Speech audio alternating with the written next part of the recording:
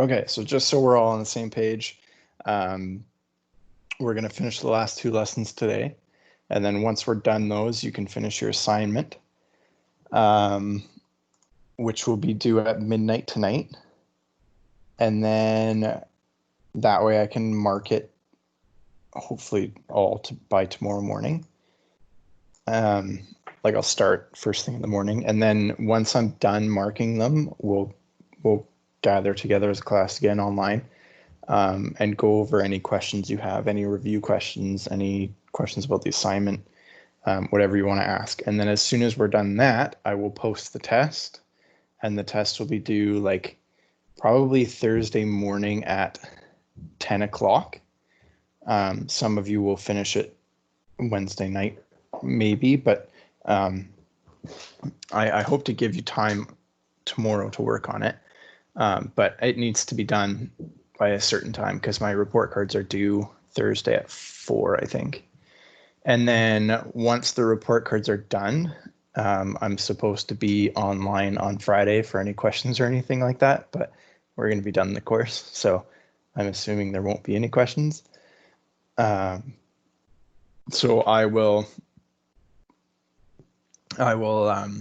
I'll send you the copy of the report card because they don't actually get mailed out until I don't know, it's a while. So I want you to see your mark before the report cards get sent out. So yeah. So any questions about the plan for this week?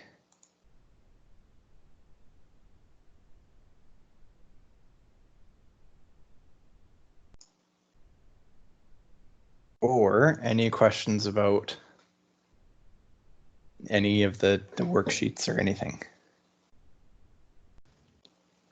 Could you go for question 7 from the worksheet 6.3? Yeah.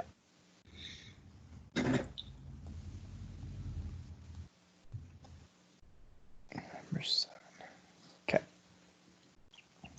The centers of 2 alpha particles are held when they are released. Calculate the speed of each alpha. Oh, okay, yeah, this one's difficult. So,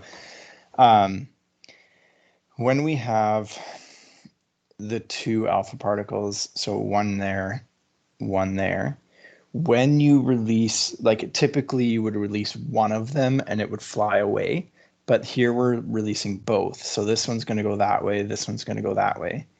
And so what we have is we have initially, so the initial energy is potential energy, EPE, okay, electrostatic potential energy. And then the final energy, EF, will be, so we want to know the speed of each alpha particle when they are 0.75 meters apart. So that might still have potential energy because they're still 0.75 meters apart. And so that potential energy exists between both charges. And because both charges are moving, we have kinetic energy of one of the alpha particles plus the kinetic energy of the other alpha particle. Now, because they're both alpha particles, these will be the same thing, okay, same value. And so what we have is initially, the initial energy is EP equals EP plus 2EK. Okay, so initial equals final. And so then we would go KQ1 Q2 over R equals KQ1 Q2 over R plus 2 times 1/2 times mv squared. And so this just becomes mv squared. Yeah, so then 9 times 10 to the 9, and then the charge of the alpha particle. Crap. What is, okay, charge of an electron is that, I can't remember, times 2. Okay, 3.204 times 10 to the negative 19. Can anyone confirm if that's right? I don't have my formula sheet in front of me.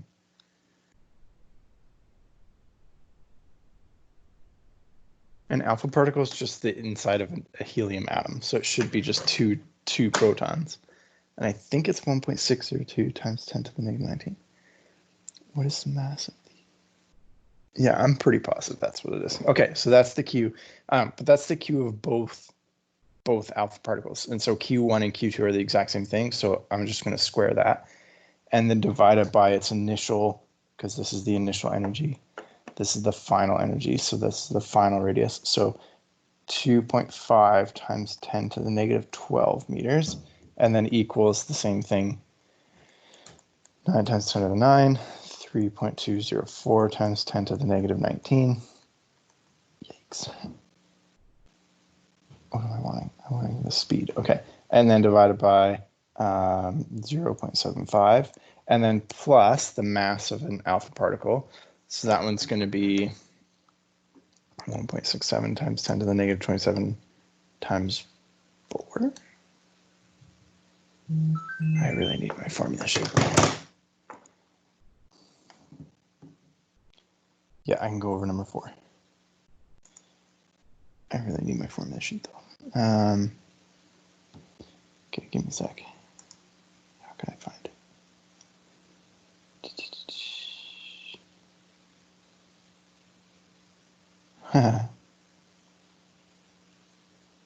Okay, can someone just confirm that the mass of an alpha particle is 6.68 times 10 to the negative 27? I should have had it with me. I think it should be somewhere around there. V squared.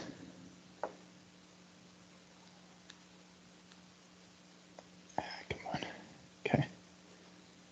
Let me just find it real quick here. Physics. Formula. Here we go. Okay, mass of alpha particle. Oh, what did I say? 6.68. Okay, so it's 6.65. Almost the same thing. Okay, so now we can go 9 times 7, 9 times 3.204. 10, wait, is that right? The charge? Yeah, I got that one right. Divided by 2.5 times 10 to the negative 12. So this side is 1153.44 equals 9 times 10 to the 9 times 3.204 times 10 to the negative 19 divided by 0.75. This is 3.84 times 10 to the negative 9. Okay, so there's pretty much zero potential energy. Like this is super small compared to that, so we can just get rid of it. And then 6.65 times 10 to the negative 27 v squared, right? Like if I subtract 3.84 times 10 to the negative 9 from 1153.44, I'm going to get 1153.44. So 1153.44 divided by 6.65 times 10 to the negative 27, and then square root that. Uh-oh, I got too much. Why is that too much? 2 EK to 1.5 mv squared. I think I did something wrong.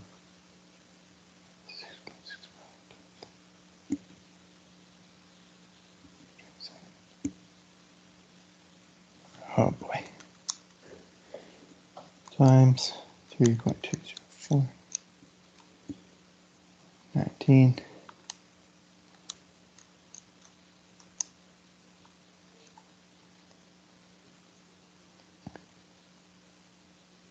What?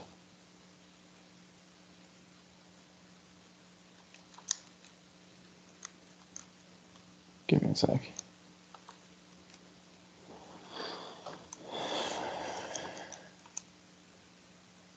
Okay.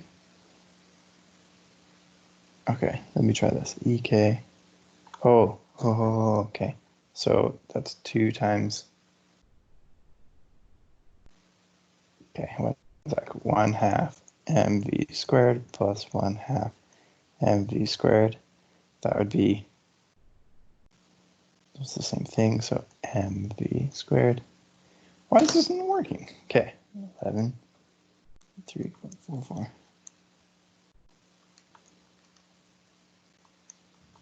I think you forgot to square root the 3.24 times 10 to the negative 19 on the right side. Oh, I did. I totally did. Yeah. I also forgot to square that one. Yep.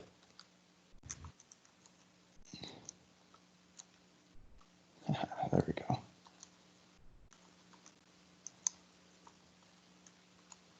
Okay, that makes a lot more sense. So this is 3.69 times 10 to the negative 16. There we go. 9 times 10 to the 9 times 3.204 times 10 to the negative 19 squared divided by 0.75. This should be a lot smaller. Okay, that's a lot smaller. So we can just cross this off because it's going to be nothing. Times 10 to the negative 16 divided by 6.65 times 10 to the negative 27. And then square root that. There we go. Now I got 2.4 times 10 to the 1, 2, 3, 4, 5. Hey, got it. Good call. Good catch.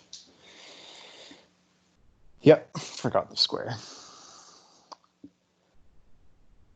Okay, but the big key here is that they're both moving, which is why you have two EKs, not just one EK. Okay, if I said only one of them is moving and only this one moved, then it would be EPI equals EPF plus EK, and that's it.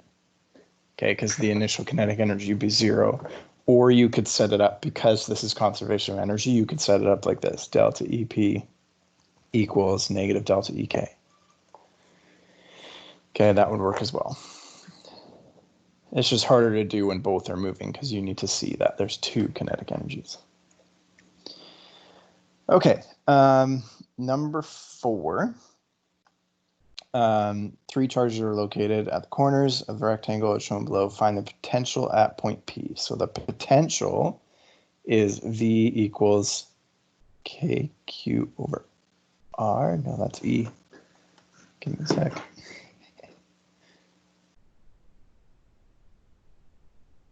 Potential. Oh, that is it. KQ over R. Oh yeah, electric field is R squared. So then we have, and this is scalar, so all we need to do is find the V from this charge and this charge and this charge and add them all together. So for the first one, it's going to be V equals 9 times 10 to the 9 times 1 times 10 to the negative 6 over 8 centimeters, so 0.08.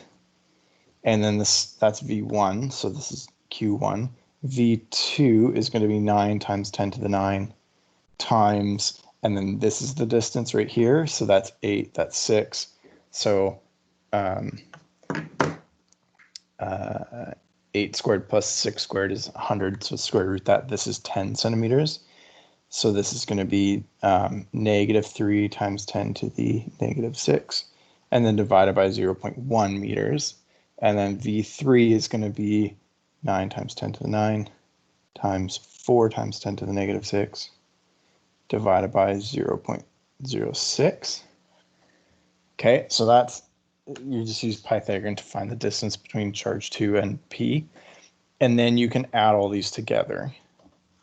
So 9 times 10 to the 9 times 1 times 10 to the negative 6 divided by 0.08 is 112,500. 9 times 10 to the 9 times negative 3 times 10 to the negative 6 divided by 0.1 is negative 270,000. And then 9 times 10 to the 9 times 4 times 10 to the negative 6 divided by 0.06. This one is 600,000. Sense. And then you just add them together. So 112,500 minus 270,000 plus 600,000, and you get 442. Where's the answer for that? I don't know where the answer is, but it's 4.4 times 10 to the 1, 2, 3, 4, 5 volts, or joules per coulomb. And this is on your formula sheet. Remember that you're putting the negative values into your charges, and that's why that one's negative. Let's see here. Since it's the field, which is scalar, so we can just simply add. No, it's not the field. Electric field is a vector. It's the potential at that point. So you have to look on your formula sheet. Potential is the last row in that chart. If it was the field, so let me show you what the field would look like. I'll switch to red. The electric field, this is a positive charge right here. Q1 is positive. And so E1 would be that way.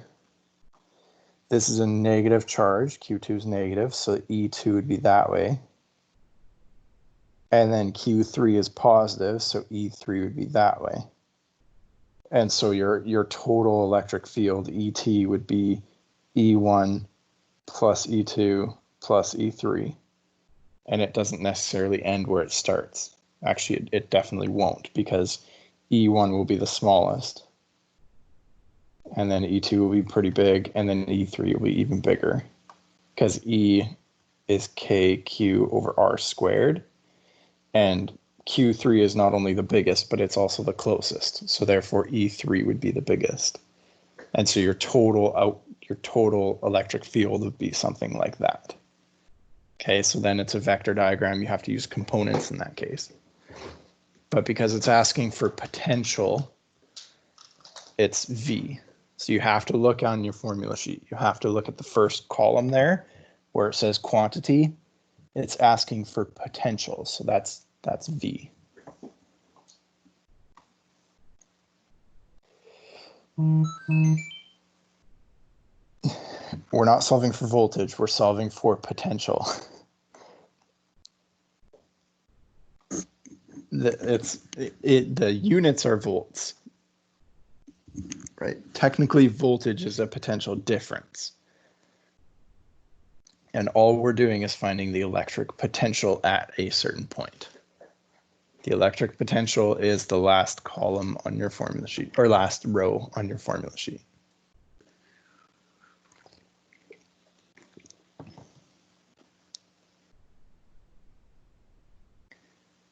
Okay, other questions?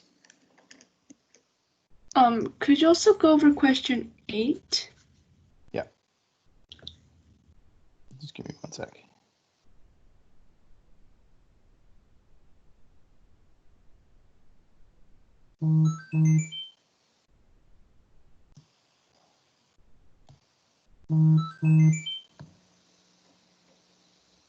The formula sheet's in the files tab. It's on the main page.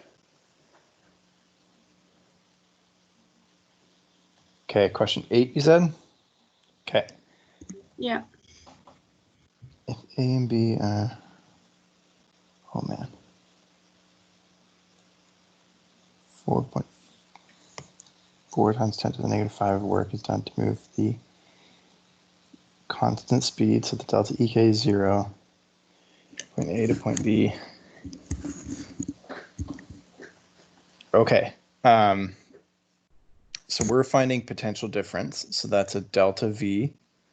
And so it's going to be V at B minus V at A. Now, if you look at your formula sheet, there's a formula, another formula for potential difference, and that is, I'm going to do it down here. So this is number 8. Delta V equals delta EP per Q. And so we want to find the potential difference between A and B, but we already know what the amount of work is done and the charge. So let's try it this way.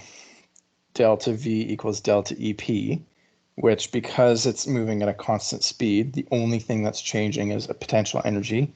And so that's going to be 4.4 times 10 to the negative 5. That's our delta EP, divided by 3 times 10 to the negative 6. What is that? 4.4 times 10 to the negative 5 divided by 3 times 10 to the negative 6. Whoops, I did something wrong. 4.4 times 10 to the negative 5 divided by 3 times 10 to the negative 6. This answer is 14.7 volts. Okay, and so I know it says A and B are 2.4 centimeters apart. That's there to throw you off. All you have to do is plug in the formula, that formula right there.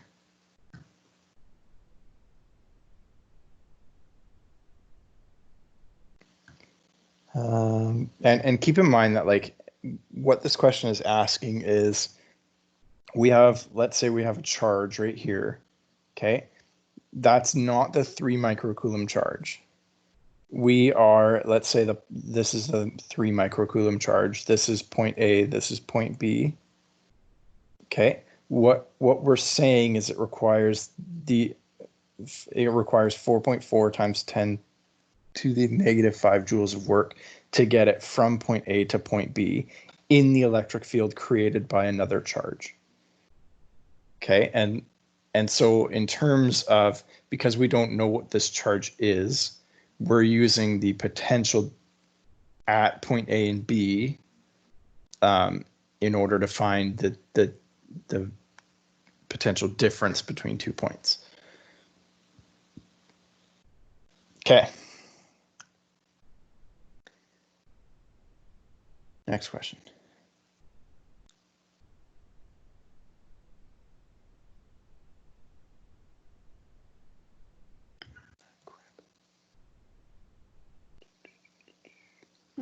Could you also go over question 12?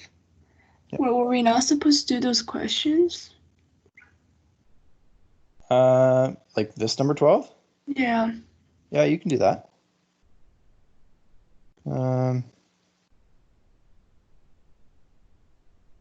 Oh no, not this one. We can't do this one yet. Okay. Yeah. Yeah, I don't know where that. Yeah, we didn't even talk about potential or parallel plates. I think it cuts off at 8. There you go. Yeah. Okay, so are there any questions before number 8? Because apparently 9 through 16 are, I shouldn't have assigned.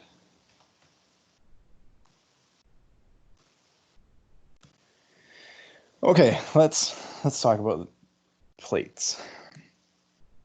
Okay, so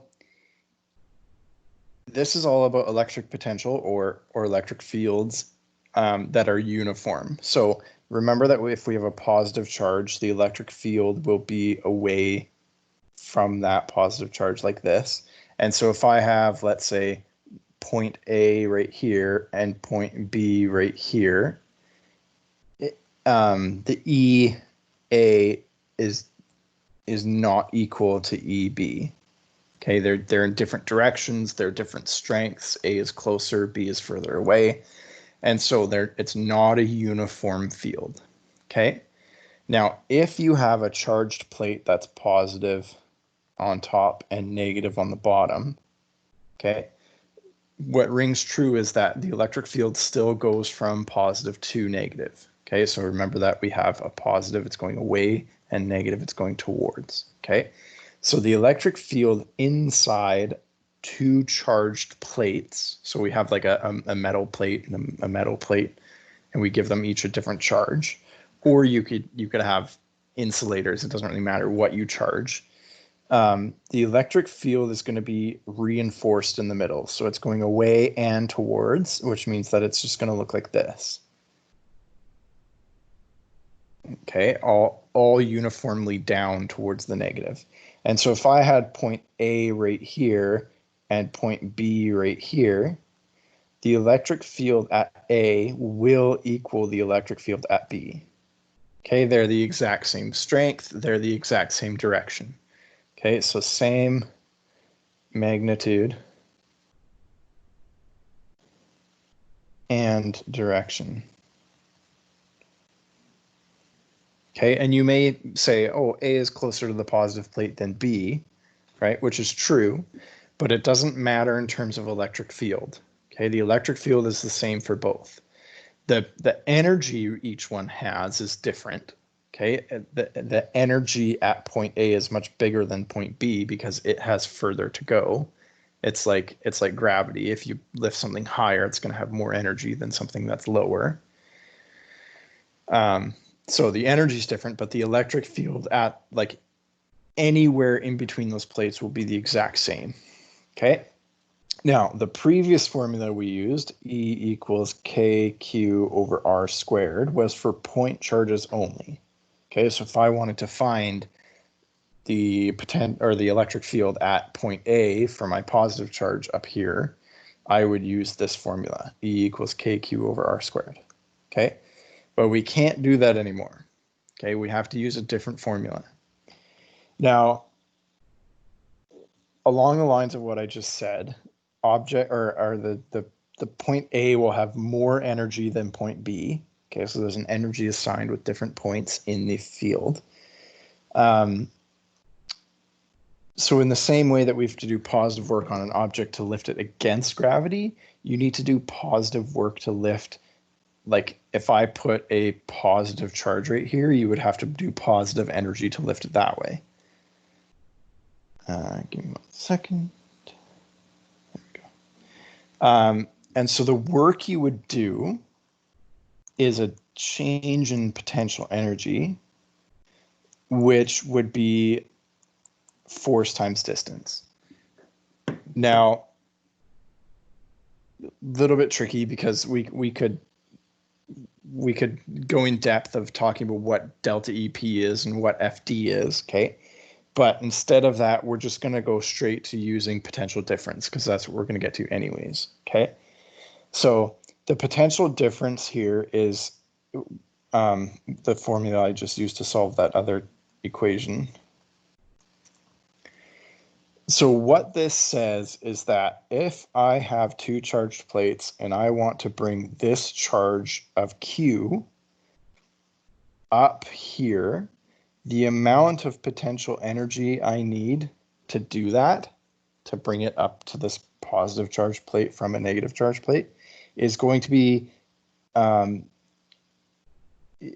the amount of potential energy per that charge is going to be the same as the potential difference between these two plates. So if this is like, if this is 400 volts and this is 0 volts, then the potential difference delta V will be 400 volts.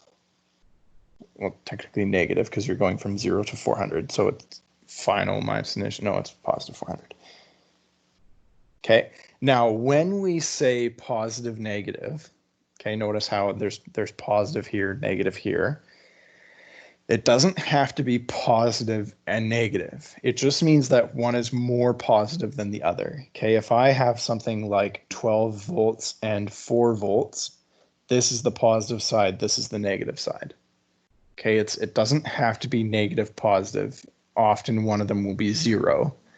And the other one will have a charge. Okay, so it's not, don't get caught up on positive, negative. Now, in order to find the electric field between two charged plates, we have to use a formula, and that formula is delta V divided by D. So E is your electric field.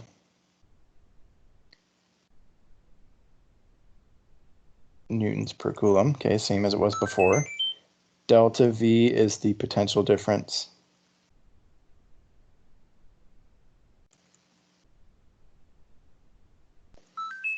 between plates. Okay, 1 sec. Nope, not for you. And this is V, measured in volts. Okay, now this one can get a little bit tricky because if you look at your formula sheet, the last column says to use positive or negative, and it gets a little bit tricky depending on where, like which one is which. And the best way I can say to understand it is to go through your math. And if you have to square root something, but it's negative, then you probably made a mistake. Okay. Otherwise, it doesn't really matter. But the way I kind of do it is if this is positive and this is negative, and I have a positive charge going that way, the delta V, this is V initial, this is V final. And so if that's the case, now if I was to bring it the other way and this was positive and this was negative, and I'm inputting work to bring it up that way, well, now this is VI and this is VF. Okay, and it's not velocity, it's the initial voltage and the final voltage. Okay. And then the D is the distance between plates, measured in meters. Okay, so it's the distance between them. Okay, any questions about that so far?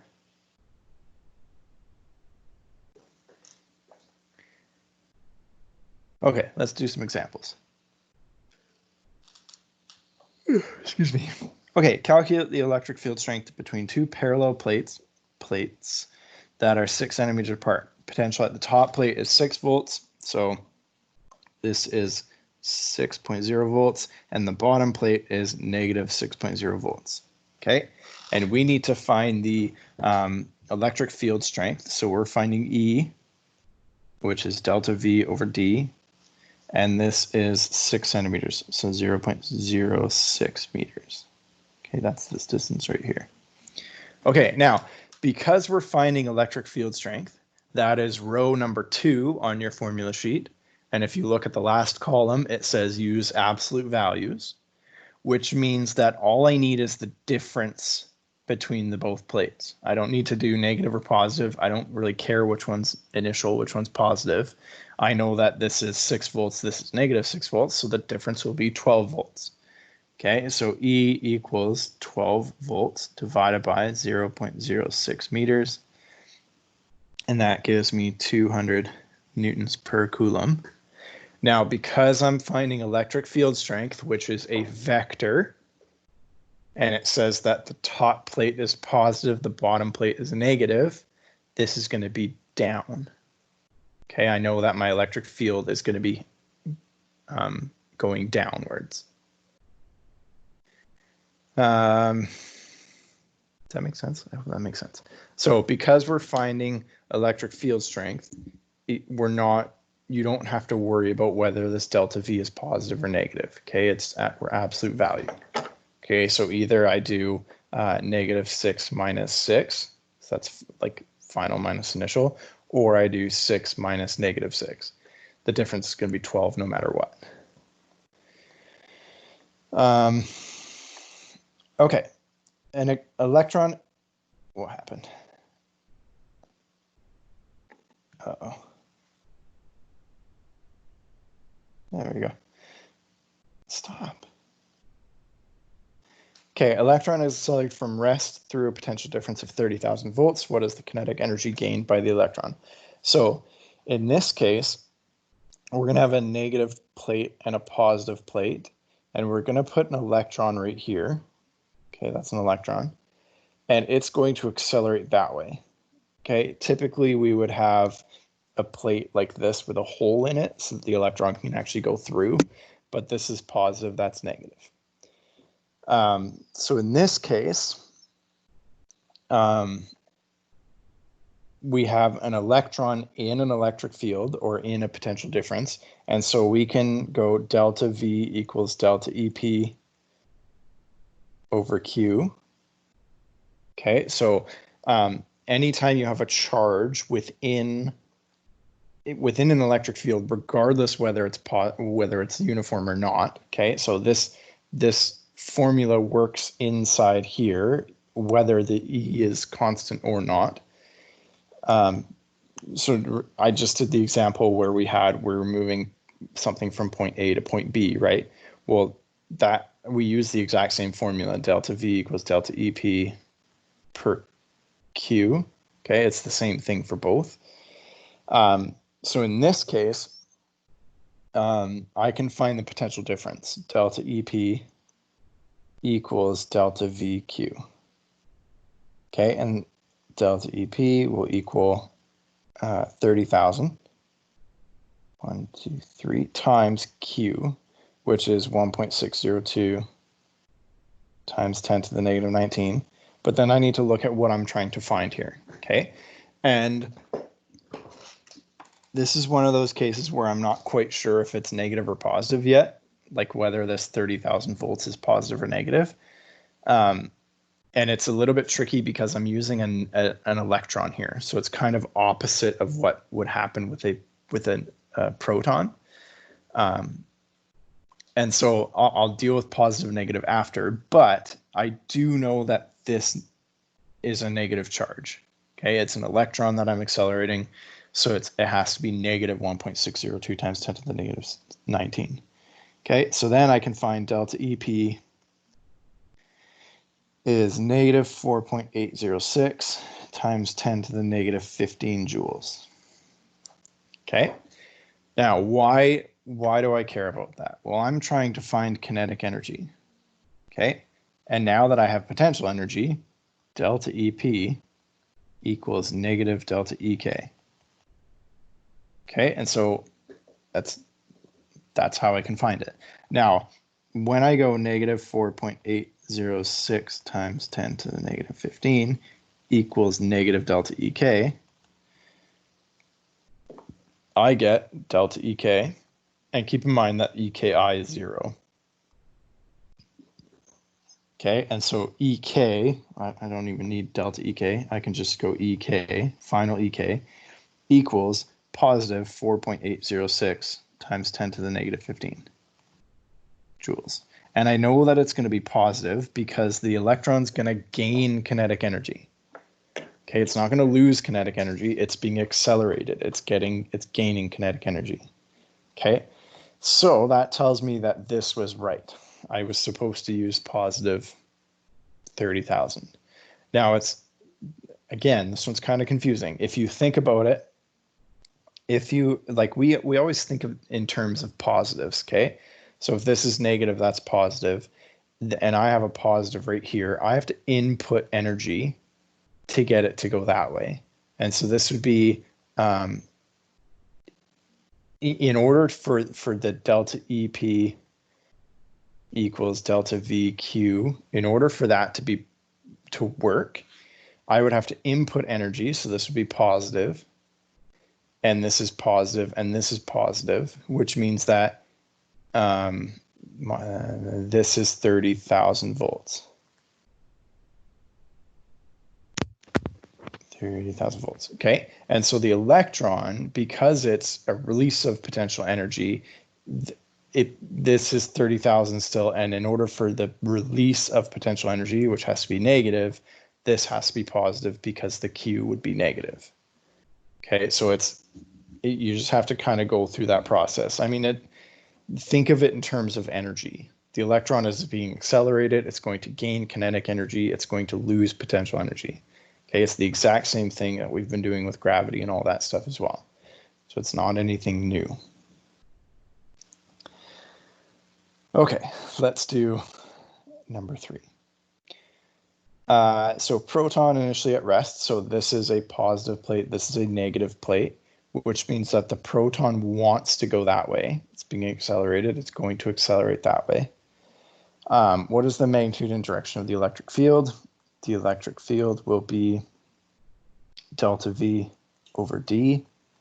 So delta V, because it's ending at negative 400, it's going to be negative 400 minus the initial, which is positive 400, and then divided by D, 0.025. Now it doesn't matter that it's negative.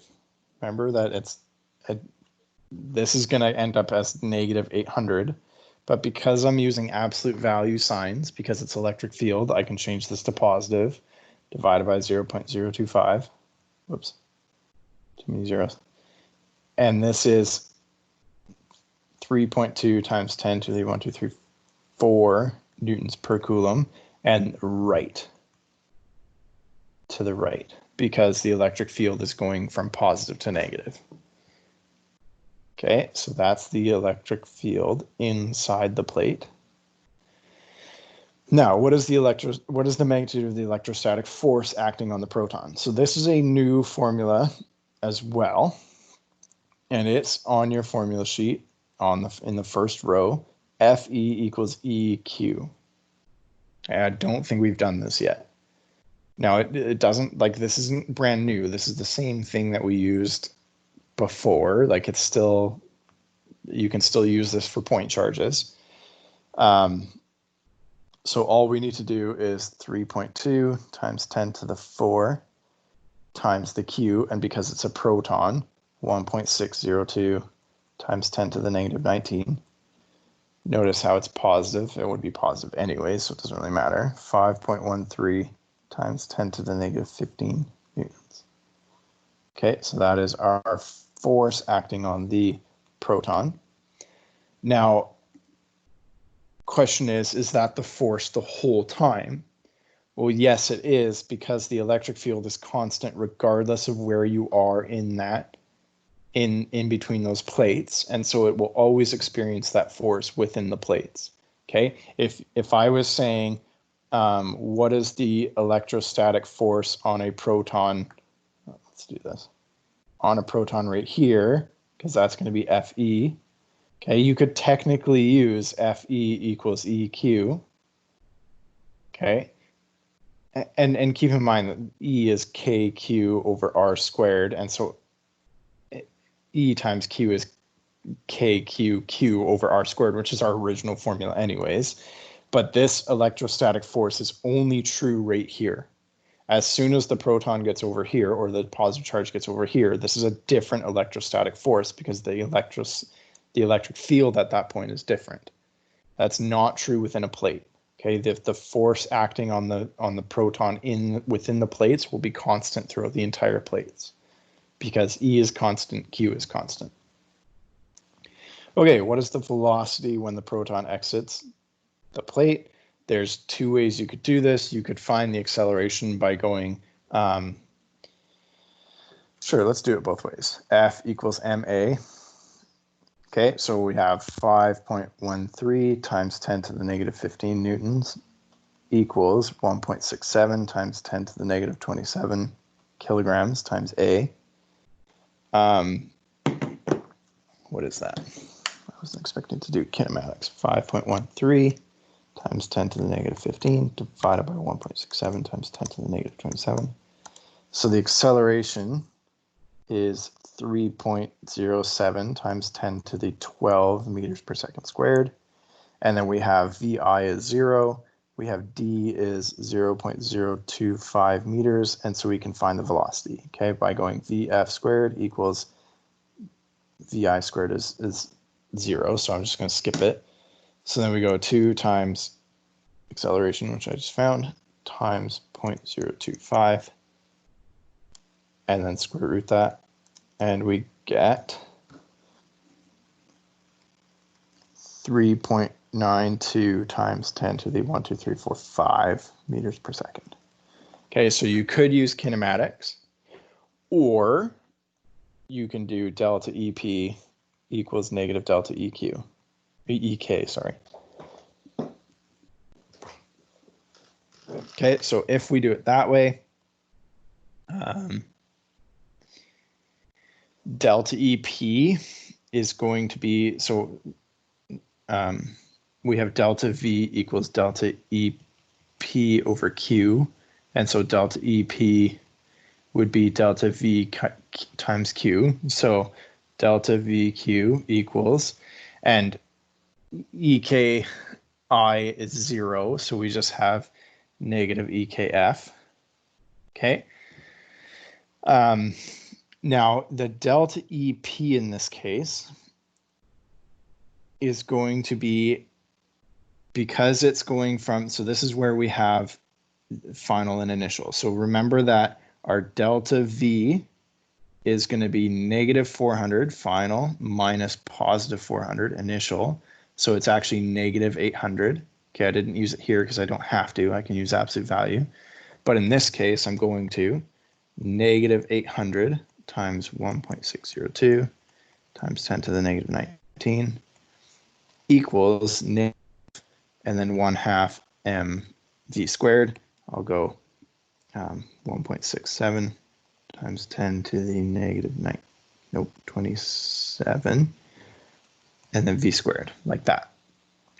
Okay, so then the reason why you have to make this negative, this delta v, is so that both negatives can cancel out. Okay, you're going to have to square root that v, so you can't have any negatives. Okay, well, not only do you have to have it as negative, it should be negative in the first place because the proton is starting at this plate, at the positive plate, ending at the negative plate. And so it should be negative 400 minus positive 400. Okay, and if you do it this way, you get the exact same thing. V equals 3.92 times 10 to the 5 meters per second. Okay, exact same stuff. Any questions?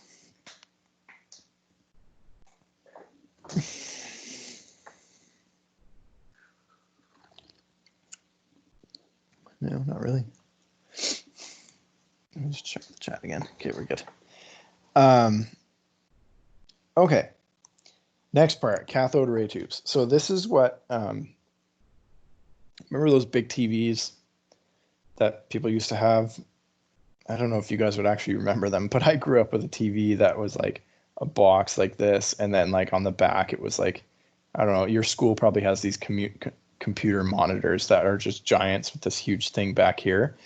This is called a cathode ray tube. Okay, and that's how TVs used to work. So inside the cathode ray tube, yeah, do you guys even know, how old are you guys? 18, 17, 18, so that's like 2003. When did flat screens come out? You guys probably had big TVs when you were growing up. Okay. Eventually I won't be able to say that because people will be like, what? Okay, so it used to work like this. So inside the back, there used to be a plate that looked like this. And so that's this plate right here. And then there was a plate that looked like that. And so the purpose of this plate right here, this is the accelerating plate. Plates. And these are the deflecting plates. Okay, and so on the screen like this, the electrons would be accelerated towards you, towards the screen, and they would literally start here and work that way. And they would go line by line, they would do this until the picture was done, and then it would erase, and then it would start over again and paint a picture really, really fast like that. And that's how you watched TV, okay? Now, this happens super, super fast, okay? It's like a new image, I think it's like 30 times 30 hertz, I think. So a new image would appear on your screen 30 times per second. Okay, now if you were to take your cell phone and record one of these TVs or computer monitor in slow motion, which is like 240 frames per second, you would literally see the image being painted on the screen line by line. Okay, kind of cool. So, and right, like nowadays, the TVs work, they don't actually paint the image like that because we have all these individual pixels on HD TVs. It literally paints the entire screen once every, well, most TVs are still 30 hertz because your eyes can't actually see more than, I think it's 20 hertz or something like that. So you won't notice it. But some TVs are 60 times per second. So it paints it's like a series of 60 pictures per second. Okay, so anyways, the accelerating plates, you shoot, like, obviously it's hooked up to power, so you have a source of electrons coming in, and so the electrons will enter this plate and be accelerated through the plate, Okay, and then they'll enter this deflecting plate, and if you want to paint the top of the screen, you make this positive and this negative, or you keep one at 0. And if you want to paint the bottom of the screen, you make this 9 and this 0. Okay, you switch it because the electron will go towards the positive side. And so you can deflect it depending on, so your screen would be right here and it would deflect up here, and then it would deflect there, and then there, and then there, and then there, and then there. It would keep deflecting like that. Okay, and paint this image. Okay, so that's how they worked. Now, if this isn't anything new, we're just applying it, what we just learned, to this. So you should be able to answer most of these questions, but we'll go through them together. So the electron beam, it's not an individual electron, it's a whole beam, is produced by accelerating electrons through the electric potential, and this is 380 volts. What is the speed of the electrons as they leave the 380 volt plate? So again, delta EP equals negative delta EK. This is delta V times Q equals, and then VI will be 0. And so this is negative EK F. Now, the electron will start at 0 and end at 380. So this is going to be 380 minus 0 times Q, negative 1.602 times 10 to the negative 19 equals negative 1/2 mv squared, so 9.11 times 10 to the negative 31 v squared. Okay, now the electron in this case is negative, which is good because that'll cancel out the negative over here. And then we could just solve for the velocity. Let me find it here. Okay, so the velocity will be 1.156 times 10 to the 7 meters per second. So that's pretty fast. Okay, so that's the velocity. What is the electrostatic force on the electrons in the region between the horizontal plates, so the deflecting plates, when they're connected to a 9-volt potential difference? So here we have to find Fe equals EQ. Okay, now in order to solve for E, so Fe will be E delta V over D times Q. Okay, remember that electric field inside the plates will be delta V over D. And so I'm just plugging that into, I'm substituting that into the formula. So delta V will be 9. Now I'm using E and Fe, so I don't need any positives or negatives. So 9 over 0.02. Yeah. And then, that's a terrible 9. And then times Q, 1.602 times 10 to the negative 19. And again, it's not negative. It's still an electron, so it should be negative. But because I'm doing electrostatic force and electric field, I don't have any scalars here.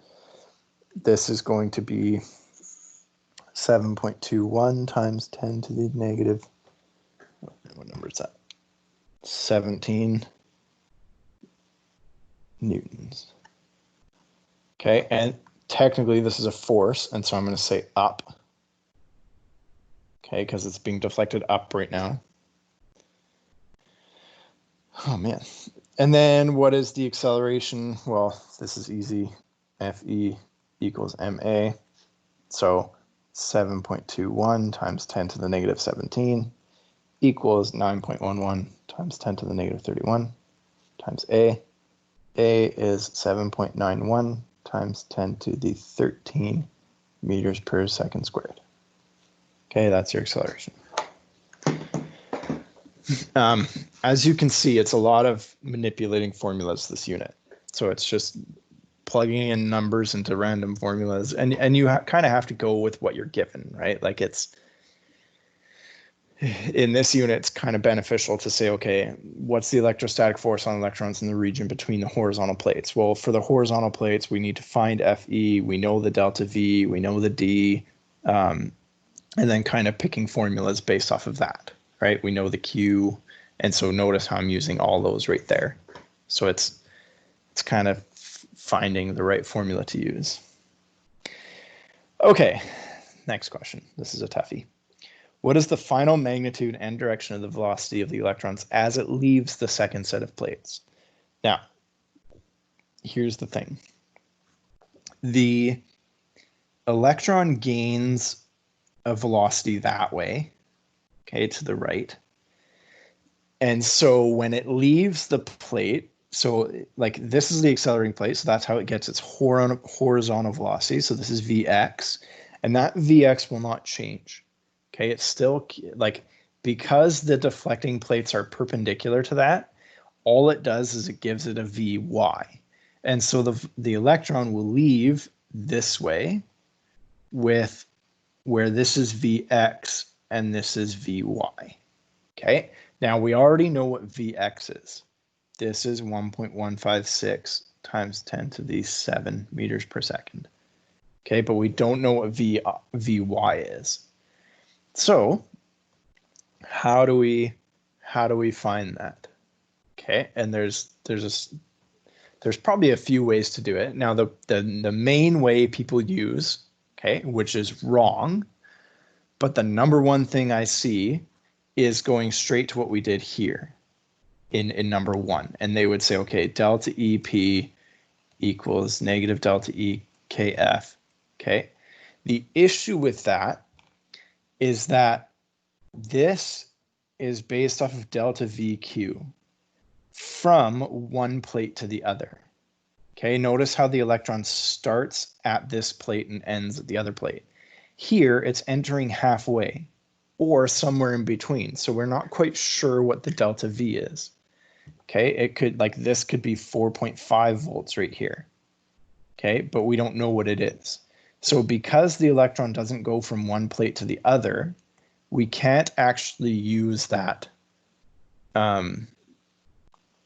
We can't use that. It doesn't work. Okay, so this does not work for the deflecting plates.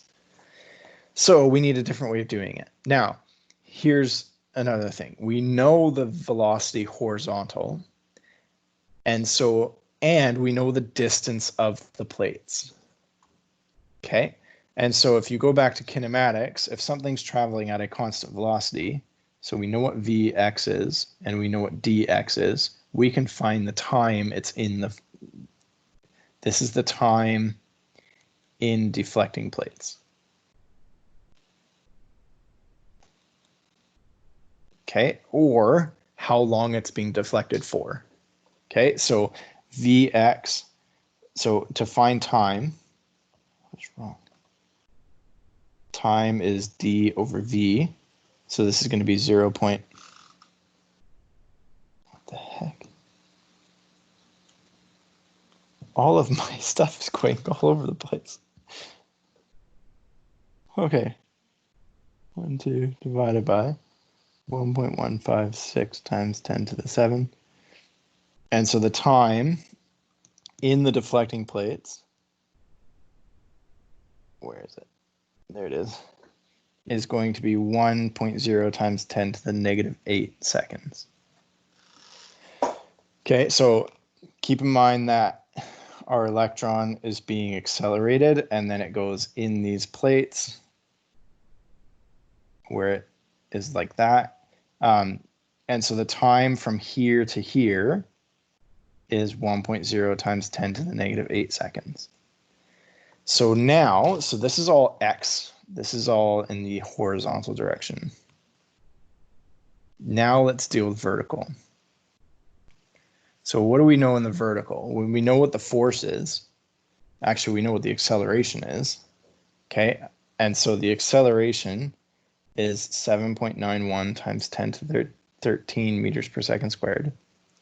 We know that the initial velocity in the y direction is 0 meters per second. Okay, because the electron enters horizontally, it's not going up or down when it enters the deflecting plates, so therefore its initial velocity is 0. We know that it's going to be in the deflecting plates for 1.0 times 10 to the negative 8 seconds. And that's enough to find VF. Okay, we have VI, we have T, we have A, we can find VF. And so VF will be VI plus AT. This is 0. So VF will be 7.91 times 10 to the 13 times 1 times 10 to the negative 8. And so this is going to be 7.9 times 10 to the 5 meters per second. Okay, and so the magnitude and direction of the final velocity, because it's entering or it's exiting this way and this way, where this is 1.156 times 10 to the negative or 10 to the 7 meters per second, and this is 7.9 times 10 to the 5 meters per second. This is the actual velocity. Okay, that's the magnitude and direction because it's going up and right. And so if you use Pythagorean, we get this. I don't want to do it. I'm assuming you all know how to do that. V equals 1.2 times 10 to the 7 meters per second. And then this angle right here, we can tan that theta. And so V will be 1.2 times 10 to the 7 meters per second. And then the angle is 4 degrees north of east. That's a lot. Okay, and then last question, how could you cause the beam to bend more? Well, if you want it to bend more, what you could do is you could increase this potential difference. Okay, because that, like in terms of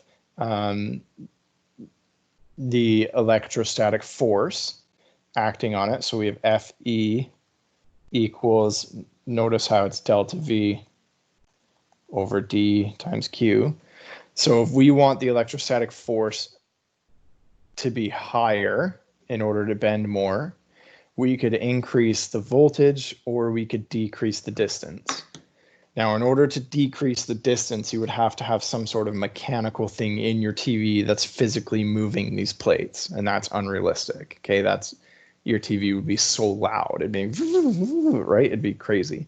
So changing V is actually way easier. Okay, you just pump more electrons into it, or pump less electrons into one side. So that's how we change. We can do that. Or there's another way of doing it. Okay, the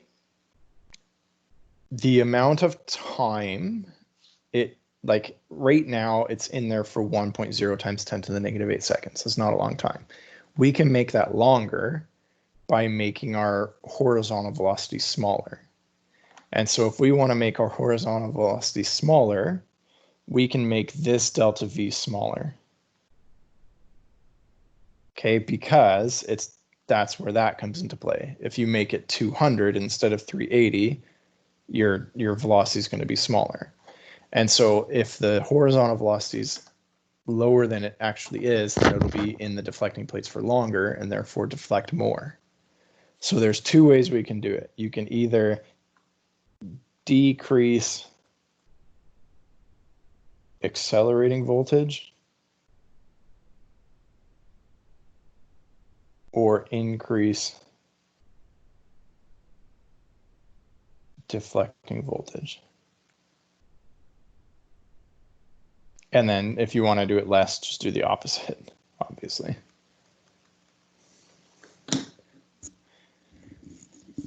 Okay, and that's it. That's the last thing we'll do for Physics 12. I kind of wish we could get to electromagnetism.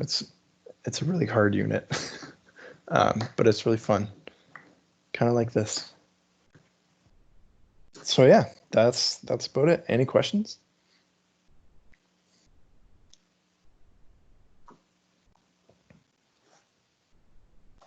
Okay, so as I said before, so you can finish the worksheets, but your priority is to finish the assignment. The assignment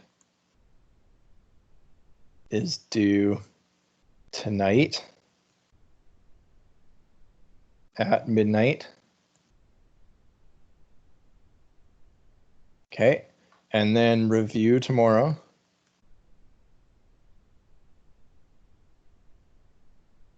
Okay, so I'm going to be marking your assignments it's probably going to take me a little bit. So let's say at 9:30, we'll make the call. Hopefully I can get them all marked by then. And then once the review is done, test posted, due Thursday at 10 a.m. And then report cards sent. I'll probably send them Thursday night.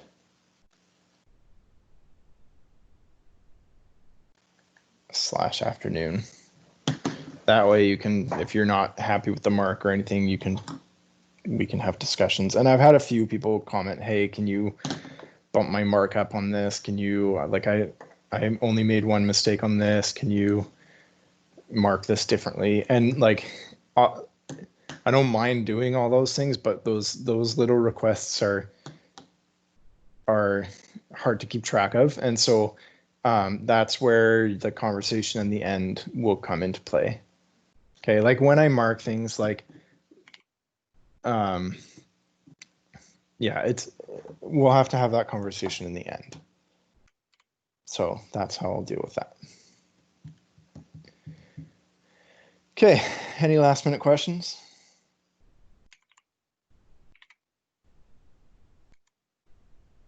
That's it? Okay, well, I look forward to getting your assignments tonight. And then, like, the earlier the better. If you can get it done before then, that would be awesome, because then I can mark it this afternoon. Like, you guys have, I can even make it due at noon today, because you guys have like over 2 hours to finish it. So it's, well, technically 2 hours right now. So I'm sure you can get it done. That would be awesome. That way I can start marking this afternoon. I won't be as stressed tomorrow morning. So as soon as possible, that'd be great. You're just doing it in OneNote. So you're creating a new page, uploading it to OneNote, all as one file. Okay. And that's it. I will see you guys tomorrow. And I think I posted the review already. So that's in the files tab as well. So work on that as well. Okay. So I will see you guys tomorrow.